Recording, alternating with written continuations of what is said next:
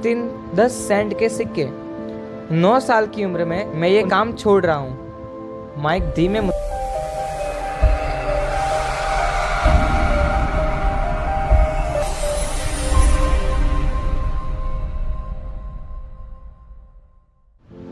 सुबह के ठीक 9 बजे थे। रॉबर्ट और माइक एक दुकान के अंदर खड़े थे, काम पर। मिसेस मार्टिन, एक दयालु शांत स्वभाव की महिला, उन दोनों की बॉस थी। वो अक्सर हंसते हुए कहती, वो दोनों बिल्कुल उसके बेटे जैसे हैं। हालांकि वो बहुत प्यारी थी, लेकिन मेहनत में कोई डील नहीं देती। 3 घंटे तक रॉबर्ट और माइक एक ही काम करते रहे। सेल्फ से डिब्बे उतारना, फेदर डस्टर से धूल झाड़ना और फिर उन्हें अच्छे से सजा देना। हर डिब्बा, हर लाइन दोबारा से लगाना। ये काम बेहद उबाऊ था। वक्त रेंगता हुआ चलता। माइक के पापा, जिसे रॉबर्ट अब रिच डैड कहता है, 9 छोटी दुकानों के मालिक थे। 1950 के दशक में ये स्टोर्स 7-Eleven जैसी आधुनिक दुकानों के पहले रूप थे, जहां लोग दूध, ब्रेड, मक्खन और सिगरेट जैसे सामान खरीदते। ये हवाई का वो दौर था जब एयर कंडीशनिंग नहीं थी।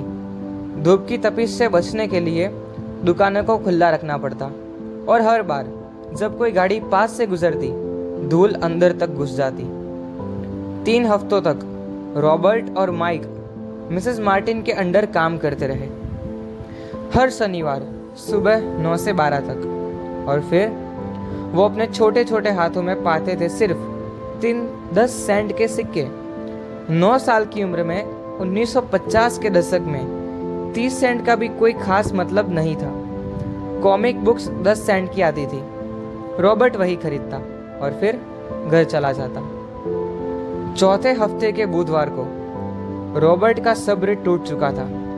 अब वो खुद को एक गुलाम जैसा महसूस करने लगा था। 1 घंटे के लिए सिर्फ 10 सेंट। उसे उम्मीद थी कि माइक के पापा उसे पैसा कमाने का तरीका सिखाएंगे, लेकिन तब से उसने माइक के पापा को देखा भी नहीं था। रॉबर्ट गुस्से में, थके हुए लहजे में बोलता है, मैं ये काम छोड़ रहा हूँ। माइक धीमे मुस्कान के साथ कहता है, डैड ने कहा था कि ऐसा होगा। रॉबर्ट हैरान और गुस्से में बोलता है, क्या? यानी वो इसी का इंतज़ार कर रहे थे कि मैं थक जाऊं? माइक धीमे से कहता है, कुछ हद तक हाँ। डैड थोड़ा अलग है। वो तुम्हारे डैड की तरह लेक्चर नहीं देते।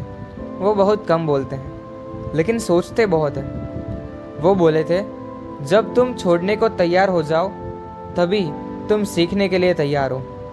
रॉबर्ट शौक में बोलता है, तो ये सब एक प्लान था? माइक हल्की मुस्कान के साथ कहता है, पूरी तरह नहीं, लेकिन हो सकता है। इस शनिवार मिलो, डैड सब समझाएंगे। कभी कभी असली सबक तब शुरू होते हैं जब हम हार मानने की कगार पर होते हैं। अगले एपिसोड में जानेंगे कि रिच डैड ने रॉबर्ट को क्या सिखाया।